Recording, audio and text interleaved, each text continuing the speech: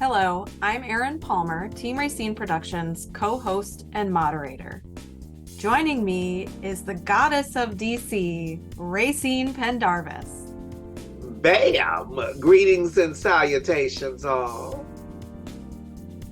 Joining us is the new director of the DC Commission on the Arts and Humanities, Erin Myers. Thank you for joining us. Thank you for having me. Glad to be here. Before we talk about your new position, please tell the viewers a little bit about your background and who you are. Well, I'm Erin Myers. I am now a DC-based entertainer, jazz artist, originally from Texas. I've been here in Washington for about 15 years. I have, I think, run the gamut when it comes to the creative community here in Washington, ranging from the stage to music, to comedy, to writing. And I have done what I could to help my community, both in the ecosystem within the profession that I'm in, but also the greater community with organizing and doing what I could to support many of the initiatives that are near and dear to my heart and the heart of my family, whether it is mental health, LGBTQ rights, supporting teen girls in our areas, helping those who have food insecurities with Covenant Full Potential Development Center. Many people may know I'm a minister of music of a church. I'm also on the executive committee for the NAACP, and of course I'm with on the board of governors for the Recording Academy as well. Well, we knew you were impressive, but thank you for bringing that home for us, Director. No. Rayceen, you have the first question. Please go ahead. Thank you. And Director Myers, what made you want to take on this new role? You know, I've advocated for a number of years for the creative community, and there's a certain push you do from the outside, and we know that that's important and it's needed, but it's not very often where you're actually able to push from the inside and use the not only the title but the office and the agency to be able to truly navigate through difficult issues to help create pathways for more equity and more fairness, and to possibly educate my colleagues on ways that they can create pathways for more inclusivity when it comes to, space needs. That's something that we've been talking about quite a bit lately. How do we pair those who need space with available space? And what do those corridors look like? And so as the city is considering districts and development and overlays and things of that nature, I'm finally at the table where I can make sure that the creative economy is at the forefront and is included in the conversation. And so that you can take in consideration, where do we need the theater district, or where do we need the music district, or where is fashion at right now in this conversation, and how do we use public art as a way to display and demonstrate who we are as a city. So I really get a chance to advocate from this vantage point with the knowledge I have as being a performing artist still. Well, that segues nicely. Director Myers, please tell us about how your background as a performer influences your perspective and your agenda in this role. Well, I can say that, I guess it's from a few different aspects. As a performer, I think of playing with a band, which means you got to play with other people, and you got to be able to communicate both on stage and off stage. It takes a lot of work to create a magic moment, that coincidence. People say we met by happenstance. Well, happenstance didn't happen. Someone actually invested into a building and put things together there and opened, and somebody took kids to school and took care of mom and dad so that they can be at work and open up so that you can be there to have that happenstance moment, right? And so being a part of the creative economy as a performer, I know that it takes years of practice to have that magic moment on stage. So I'm not afraid of the work. And so that means that to get to do the cool stuff or the public facing things, that takes me being in my office doing reviews. It takes us being in our office and communicating across agencies to say, we don't know the answers. How do we find the answers? This draft was not strong enough. How do we put this for scrutiny to make it stronger? All of these things I'm used to dealing with in the creation of music albums and the creation of plays and directing, realizing the difference a line could make being made upstage or downstage. That could completely change the way a scene is received by a particular audience. And so those tools remain in my toolkit as I'm trying to engage with my fellow directors and within the agency itself in trying to find creative solutions to some of the problems and the challenges that we have. Sometimes a wrong note opens up some other things that are beautiful. And sometimes some of the challenges that are presented to us in the agency, they present a myriad of different solutions, but they're more telling to a larger issues. I had a gentleman who came to me asking for a singular solution, and what he didn't realize is that his singular solution really applied to a great number of people. And him raising his voice actually now kind of can create a pathway of access for a great number of other people. So that's how it plays in for me, really. Thank you. And that's important on so many levels. And when you think about, your role and the things that you're doing, it leads me into the next question. Please talk to us about community engagement and public input. Well, community engagement is something that I've wanted from this agency for a number of years. And I shouldn't say I wanted more of it. And as being somewhat selfish, wanting it from the vantage point in which I worked in. I mean, when you think of jazz music, you think of gospel music, or you think of go-go music, that really is the folk life of this city. That is the tapestry of this city. There's a lot of public art that happens, plays, dances. But when I thought of music and the live music scene that we have here in Washington, D.C., I wanted to see more visibility from those who not only worked in the agency, but our commissioners. And so I made it a point just to show up and to be present. I can't always show up with a bag full of money. I can't show up with a grant. I can show up and be supportive and receptive, and I can listen. And you oftentimes cannot hear from the public unless you're out with the public. And that's what's helped me a great deal. I welcome a myriad of ideas coming from people who are both here in Washington, D.C., or those who are from around the country. I've been able to have delegations here from Cuba, from France, from Puerto Rico. I believe that's one of the pictures we have. And in being able to hear how they approach some of their solutions, some of their problems, some of the commonalities. It's interesting speaking to the French delegation and having a 20-minute conversation about gentrification and how they're dealing with it in their community. You don't ever hear in this side how the creative economy and creative community responds to gentrification in other countries, but it doesn't happen to us in a silo. And what it actually points to is to a global wave of things that are to come. Things happen in waves, not independently on their own.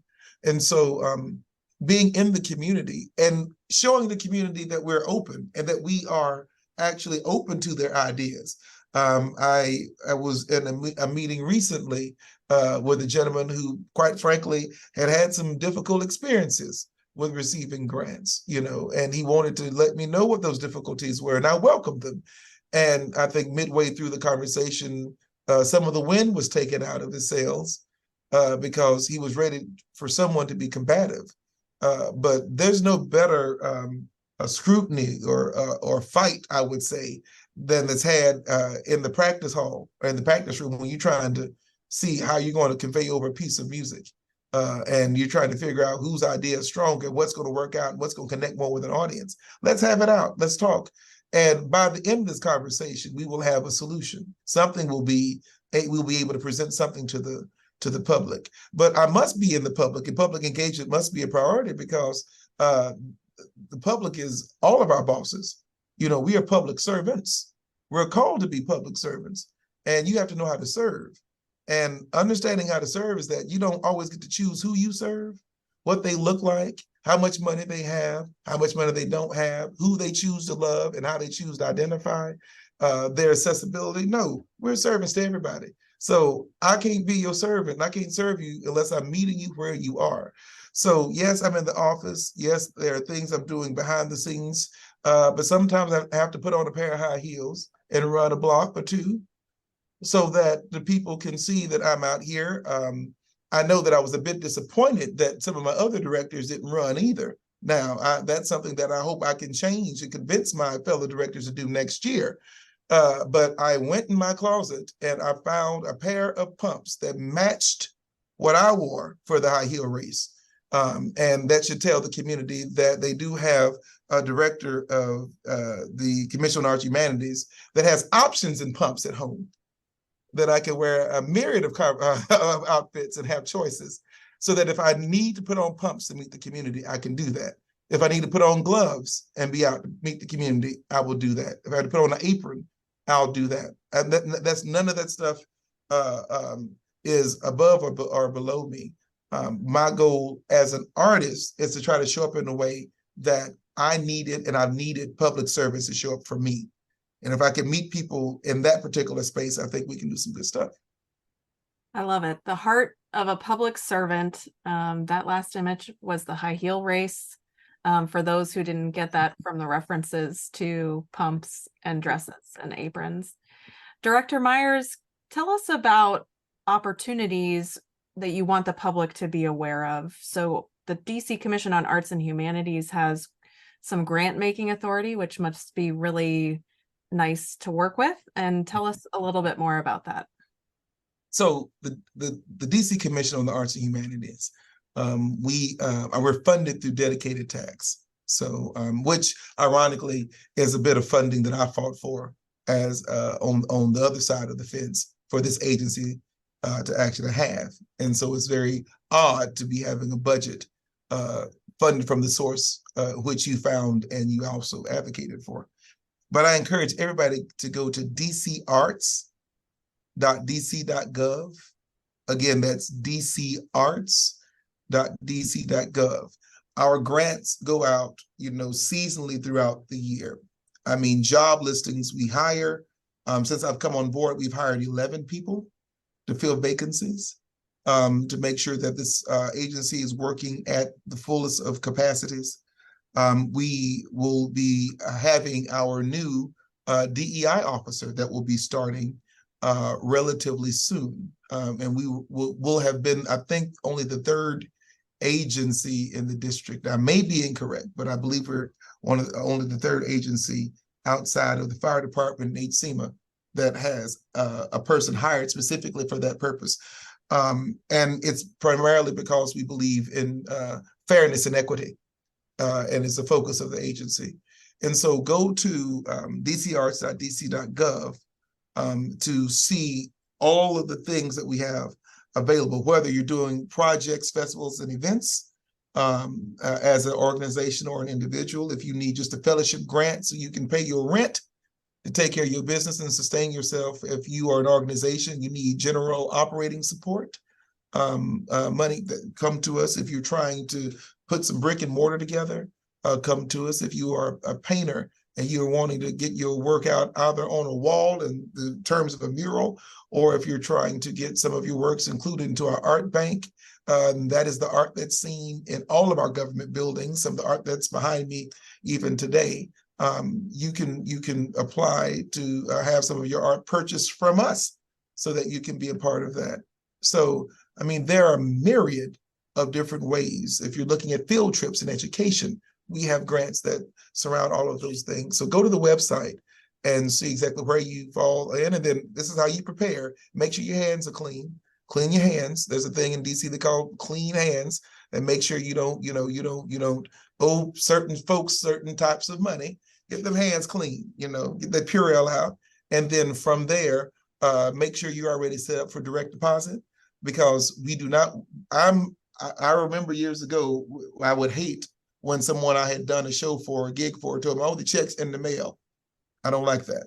And so make sure your direct deposit is set up so that you can get your money as soon as we can get it over to you. And then I think the last thing I would say is apply day one.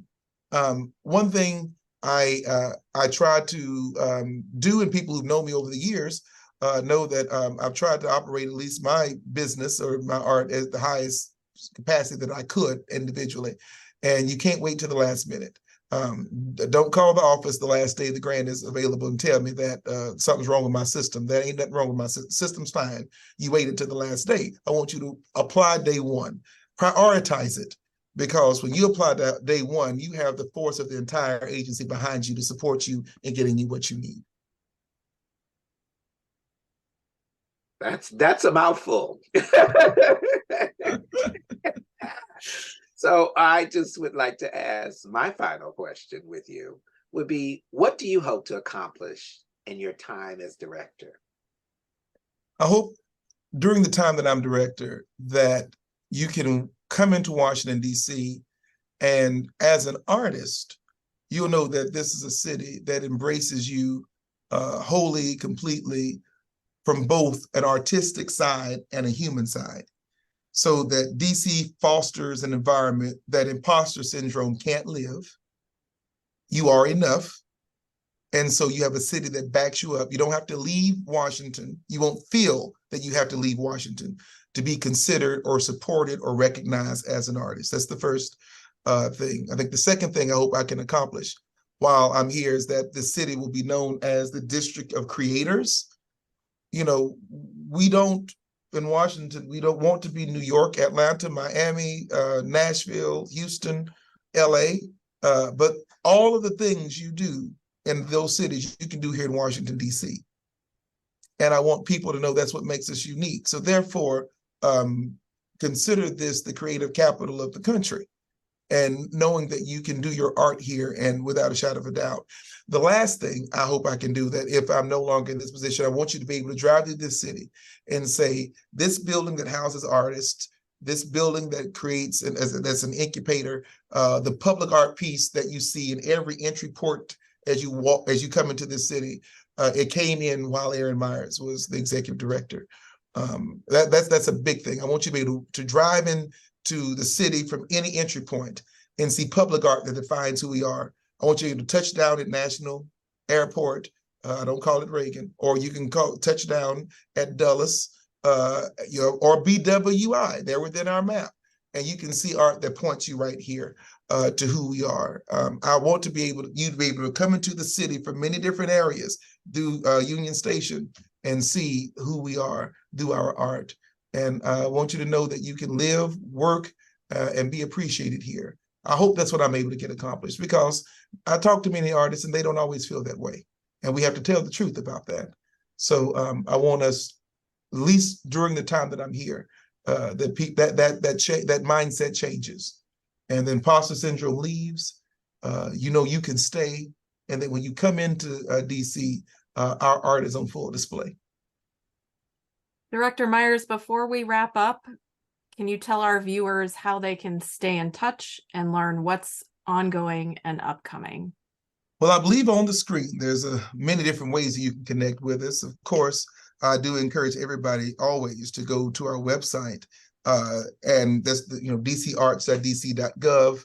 And in doing so, you can find my email and the email of all of the grant managers that are here who you may have questions with. Join us on X or Twitter, the DC Arts, Facebook, Instagram. You can view our public meetings through YouTube and keep up with some of the professional updates that we have on LinkedIn. And so we are, or I hope I can be the king of the shameless plug by dropping the DC Commission on the Arts and Humanity, the DC Arts. Viewers, please look in the description below for links, whether you're looking for grant opportunities, jobs, or more details about how DC is a city for creators. Please look in the description below for links. And thank you so much, Director Myers, for your service and compassion and joining us here today. Thank you.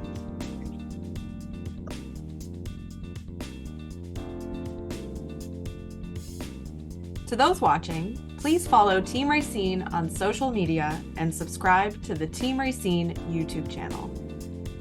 And viewers, thank you for watching.